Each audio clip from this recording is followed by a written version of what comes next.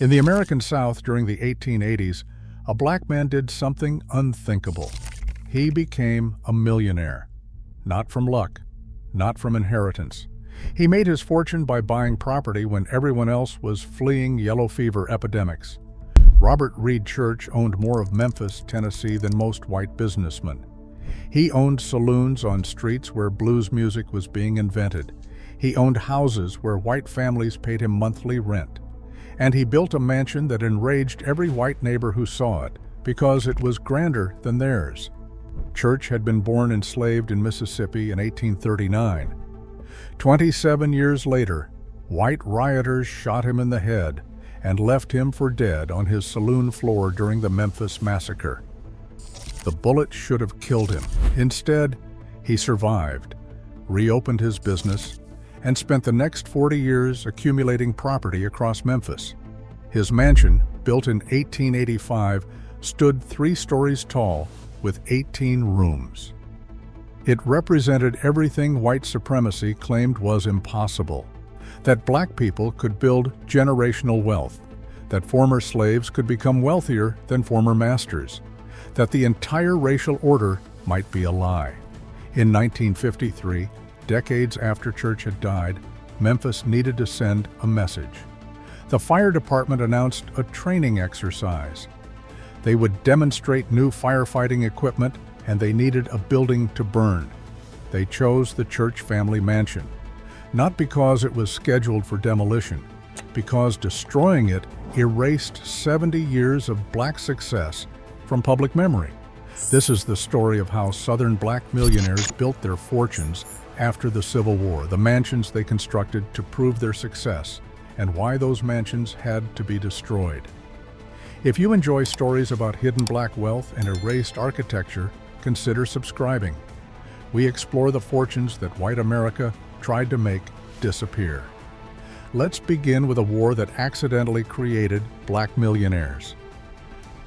The Civil War ended in April 1865. The South's economy lay in ruins. Cotton plantations had no enslaved labor force to work the fields. White planters had no cash to pay wages. 4 million formerly enslaved people had freedom but no resources. Most white observers assumed black people would fail economically, that without white masters directing them, they would starve or become dependent on charity. Some did struggle, but others saw the chaos as opportunity. Memphis, Tennessee sat on the Mississippi River, a major port where cotton had once flowed from plantations to northern textile mills. That economy was destroyed. White families who had owned property before the war were leaving. Yellow fever epidemics struck Memphis in 1867, 1873, and 1878. Each epidemic killed thousands and triggered evacuations. White families fled to higher ground or other cities. Property sat empty, businesses closed, real estate values collapsed. Anyone with cash could buy property for almost nothing. The challenge was having cash when most people, black or white, had none. A few dozen black men in Memphis had managed to accumulate small amounts of capital during the war. Church had worked on steamboats and saved everything. Others had worked as barbers, seamstresses, or skilled tradesmen. They had perhaps a few $100s in savings. While white property owners fled epidemics, these black entrepreneurs bought property at Depression prices. A house worth $1,000 before the war sold for $100 during the epidemic. Church bought saloons, rental houses, and vacant lots along Beale Street. With each property purchase, his wealth base expanded. Monthly rents came in, and he reinvested everything into more properties. The compounding accelerated.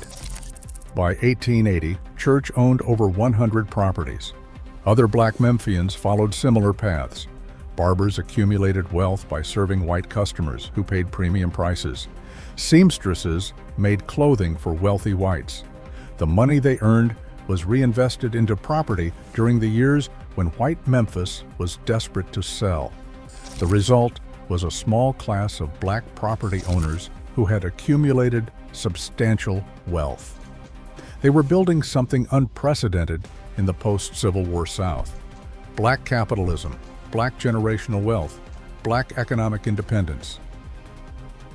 By 1885, Robert Church was worth over $100,000. In today's money, over $3 million. He was the wealthiest black man in the South, and he needed a house that reflected that achievement. Not a modest home, a mansion that would announce he had arrived. He purchased land in a respectable Memphis neighborhood. White families lived on adjacent streets. Church hired architects and builders. He wanted the finest home possible. 3 stories and 18 rooms. The style was Victorian, popular, and expensive in the 1880s. High ceilings, multiple fireplaces, fine woodwork throughout, large windows with imported glass, and a significant front porch. The property included servant quarters, gardens, and iron fencing. This was not just a house. This was a statement. Church moved his family in when construction finished. His wife, Anna. His son, Robert Jr., was born that same year. His daughter, Mary, from a previous relationship, would attend Oberlin College and become a civil rights leader. The Church family lived in that mansion, surrounded by neighbors who viewed them with hostility mixed with disbelief. A black family in a mansion. A black man wealthier than most white men on the street. It violated every assumption about natural racial hierarchy. The mansion became the headquarters of Church's business empire. Black business leaders met there to discuss economic strategies. Church hosted dinners where property deals were negotiated. The mansion was his office, his home, and proof that everything white supremacy taught about black inferiority was false. Other successful black Memphians built fine homes as well, though none matched Church's mansion in scale or grandeur. Beale Street became the center of black Memphis. Saloons, restaurants, theaters, and shops, all black-owned, lined the street. The neighborhood represented black economic vitality. The mansions nearby showed what that vitality could achieve at its peak. Robert Church Sr. died in 1912 at age 73. He had survived slavery, a bullet to the head, yellow fever epidemics, and decades of operating in a society designed to prevent everything he accomplished. His son, Robert Jr., inherited the entire empire, the saloons, the rental properties, the land holdings, and the mansion. Jr. was 27 years old and suddenly one of the wealthiest black men in America. He expanded the businesses, but did something his father avoided. He organized black voters. Church Jr. became a Republican Party power broker in Memphis. He registered thousands of black voters. He hosted political rallies at the mansion. He wielded influence that white political bosses could not ignore. For decades, the white power structure in Memphis tolerated the Church family wealth because it stayed economic, not political. But Jr. crossed that line. His political organizing threatened white control of city government. Boss Edward Crump ran Memphis politics from 1910 through the 1950s. His machine controlled elections, contracts, and government jobs. Church Jr.'s voter registration drives threatened that monopoly. By 1940, Crump decided Church had to go. He manufactured a pretext involving property taxes. Church argued the charges were fraudulent, and his legal challenges failed. He was forced to leave Memphis that year. The properties were seized or sold under pressure. The mansion passed out of Church family hands after 55 years. Church Jr. lived in exile until his death in 1952.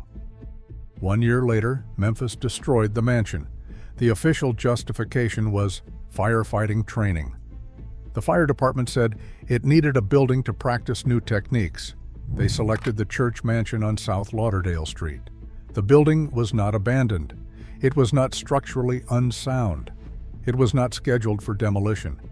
But it represented something Memphis wanted erased. 70 years of black wealth accumulated by one family, proof that black people could build fortunes and dynasties. Evidence that contradicted everything Jim Crow claimed about black inferiority. On a February morning in 1953, firefighters arrived at the property. The public was invited to watch. Families came to observe the demonstration. The fire department deliberately set the mansion ablaze.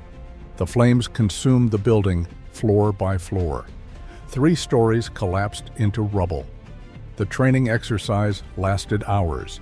When it ended, nothing remained but foundation stones and ash.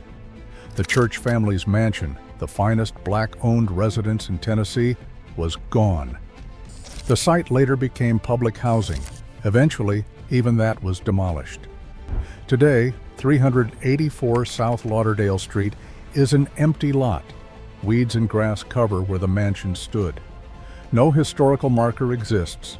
No plaque explains what was there. Most Memphis residents have no idea Robert Church built a palace on that spot. The Church mansion's destruction was not unique. Across the South, mansions built by black families during Reconstruction and the Gilded Age disappeared. Some burned mysteriously. Some were seized for unpaid taxes. Some were demolished for urban renewal projects that happened to target the blocks where black families had built their finest homes. The pattern repeated in Atlanta, in Durham, in Richmond, in New Orleans. Wherever black families built mansions, those mansions tended to disappear within a generation or two of construction. White-owned mansions from the same period often survive as museums or private residences. Black-owned mansions rarely made it past 1960. The Church family story shows why. Success at that scale became threatening. A mansion announces permanence. It announces generational planning. It announces that the family building it expects their children and grandchildren to live there.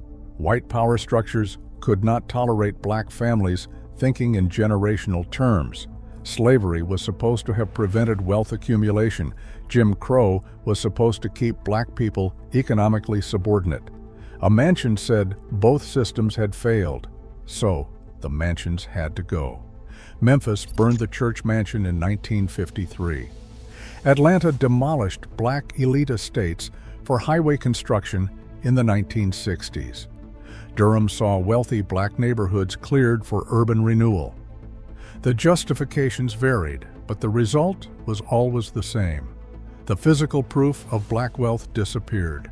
Robert Church built his fortune twice, once after being born into slavery, again after being shot and left for dead. He accumulated over $100,000. He built businesses that employed dozens. He constructed a mansion that rivaled the finest white homes in Memphis. His son inherited that empire and expanded it. The dynasty should have lasted for generations. The mansion should still stand as a museum. The Church family should be as famous as the Vanderbilts or Astors. Instead, the mansion is gone, the fortune scattered, and most Americans have never heard the name Robert Reed Church, despite him being the South's first black millionaire. That erasure was not accidental. It was policy, deliberate and systematic. The mansions burned because they were evidence, and evidence of black wealth at that scale could not be allowed to survive.